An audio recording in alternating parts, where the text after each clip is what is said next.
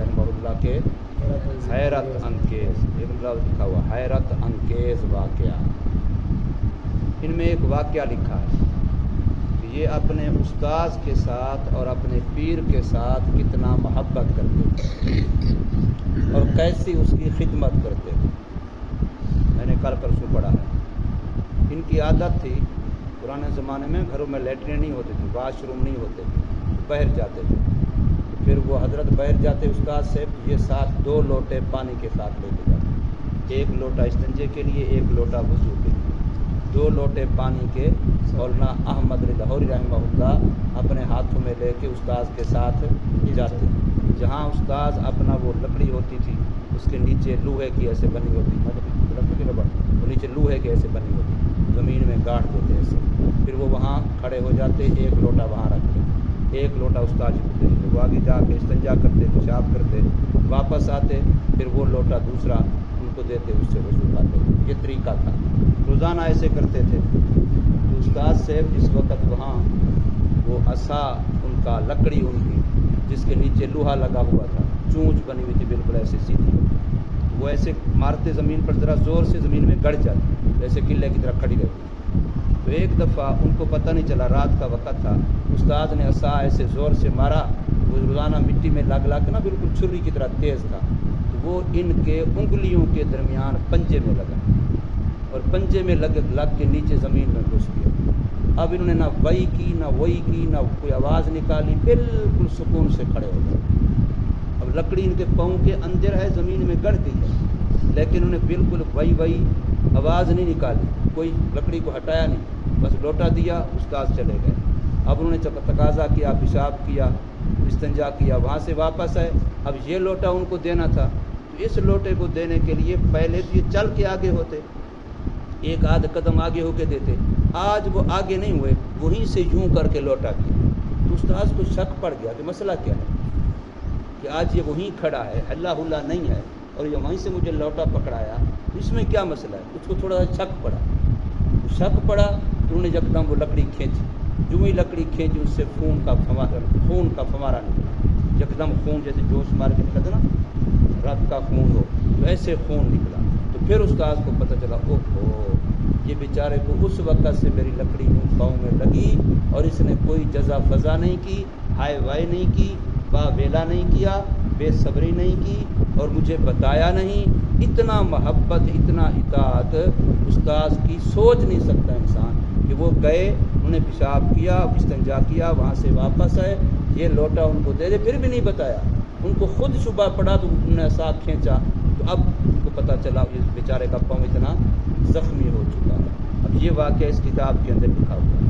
अब मैं और आप ज़रा अंदाज़ा लगाएं कि हम अपने उस्तादों के साथ, अपने पीरों के साथ, अपने माँ बाप के साथ, अपने मोहसिनों के साथ, अपने बड़ों के साथ हम कितना मोहब्बत करते हैं। हम तो कहते हैं तुम्हारा कोई मसला हो या ना हो, हमारे तेल के लिए, कंघे के लिए, जुल्फ़ों के लिए, टोपी के लिए हमारा ख़र्चा तो पहले दे दो, ठीक है ना। तुम रोटी खाओ दाल से, तुम खाओ साग से, तुम खाओ नमक से, तुम खाओ, तुम्हारा हो या हमारा काम तो बनाओ, ऐसे है कि नहीं। इसलिए देखें, जब इन लोगों ने ये काम किया, इतनी मेहनत की, इतना खिदमत की, तो फिर अल्लाह ने चमकाया कैसे। जब इनका जनाजा हुआ लाहौर में, उस वक़्त फ़ोनों का दौर नहीं था, अखबारात का दौर नहीं था, बहुत कम ज़राए थे, लेकिन उनके जनाजे में उस वक़्त लोगों ने गिना 2 लाख अफराद शरीक हुए। मौलाना अहमद लाहौरी रहमतुल्लाह के जनाजे में 2 लाख अफराद शरीक हुए थे।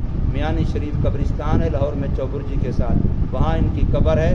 6 महीने तक दफन के बाद कब्र से इतना खुशबू आती रही कि अपने भी महसूस करते, बेगाने महसूस करते, हत्ता कि उस खुशबू मिट्टी को लिबार्टरी में ले गए, चेक किया, दुनिया की कोई खुशबू नहीं। सारे दुनिया ने माना कि ये कोई और खुशबू है, ये दुनिया की कोई मसनूर इंसानों की बनाई हुई खुशबू नहीं है। ये अल्लाह ने मकाम दिया कब, जब इतना मोहब्बत की अपने बड़ों से। तो हमें भी चाहिए कि अपने बड़ों का अदब करें, एहतराम करें, माँ बाप का, उस्ताज़ों का, पीरों का, अपने से बड़े जो भी हैं। इससे अल्लाह पाक दीन भी देता है, दुनिया भी देता है, अल्लाह पाक उनको फिर चमका देता है। इतना बड़े बुज़ुर्ग बने फिर کہ ایک وقت پاکستان کا گورنر گزرا ہے عبدالرب نشتر، جس کے نشتر اسپتال ملتان کے اندر موجود ہے، اس نے بنوائی تھی۔ عبدالرب نشتر یہ پورے پنجاب کا گورنر تھا، اس کی بیٹی کا نکاح تھا غالباً لاہور میں، تو اس نے اپنا خادم بھیجا یا خود گیا، حضرت سے ٹائم لیا نکاح پڑھانے کے لیے کہ میری بیٹی کا نکاح پڑھا دو۔ تو حضرت نے فرمایا 2 شرطوں کے ساتھ قبول ہے۔ نمبر 1 اپنی سواری پہ آؤں گا، تمہاری سواری استعمال نہیں کروں گا۔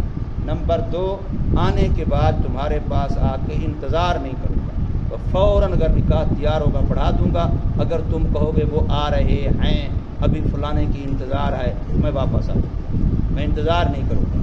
تو اب یہ سائیکل پہ گئے یا ٹانگے پہ گئے، کسی بھی چیز کی اپنی سواری پر گئے، وہاں جا کے نکاح پڑھایا، انتظار بالکل نہیں کیا، نکاح فوراً پڑھایا۔ اور جب واپس آنے لگے تو گورنر نے کہا کہ حضرت آپ تشریف تو لے آئے ہیں، اب میری گاڑی میرا ڈرائیور آپ کو آپ کے گھر تک پہنچا دیتا ہے، شیراں والا گیٹ میں حضرت کا گھر ہے لاہور میں، وہاں تک آپ کو پہنچا دیتے ہیں، یہ ہماری سعادت ہے، ہماری خوش بختی ہے، مہربانی کرو تھوڑا خدمت کا موقع دے دو۔ تو اگر آپ ہوتے اچھا گورنر کی گاڑی آ گئی ماشاءاللہ، پھر تو ہم چوڑے بازار سوڑے، پھر تو ہم بڑے ہو جاتے نا۔ آج کل کے مولویوں کو دیکھو، روٹی اچھی دیکھ لیں تو وہیں معاملہ بدل جاتا ہے، سواری اچھی دیکھ لی، اتنی بڑی گاڑی گورنر کی۔ تو حضرت نے کیا جملہ فرمایا پتہ ہے؟ کتاب میں لکھا ہے، حضرت نے کہا فرمایا کہ تمہاری گاڑی پہ پاؤں رکھنا میرے جوتے کی توہین ہے، تمہاری گاڑی پہ پاؤں رکھنا میرے جوتے کی توہین ہے۔ کیوں؟ تمہاری گاڑی ہے عوام کے خون پسینے کی، لوگوں کے ٹیکس کے پیسوں کی، حکومت کے پیسوں کی، اور ہم لوگ مخلوق کا حق کھاتے نہیں ہیں، مخلوق کا حق استعمال کرتے نہیں ہیں، اس لیے تمہاری گاڑی پر پاؤں رکھنا میرے جوتے کی توہین ہے۔ سمجھے؟ یہ اللہ نے مقام دیا تھا حضرت مولانا احمد علی لاہوری رحمہ اللہ۔ علامہ اقبال ان کا مرید تھا، علامہ اقبال کا نام سنا ہے نا؟ علامہ اقبال ان کا مرید تھا۔ علامہ اقبال کے پاس لڑکے آئے یونیورسٹی کے کہ ہم تیری بیعت ہونا چاہتے ہیں، تو علامہ اقبال نے کہا اگر مجھ پر اعتماد ہے تو پھر اس کی بیعت ہو جس کی میں بھی بیعت ہوں، پھر تم اس کی بیعت کرو جس کی میں جس کو پیر مانتا ہوں تم بھی اس کو پیر مانو۔ پھر وہ ان کو حضرت لاہوری رحمہ اللہ کے پاس لے کے گئے۔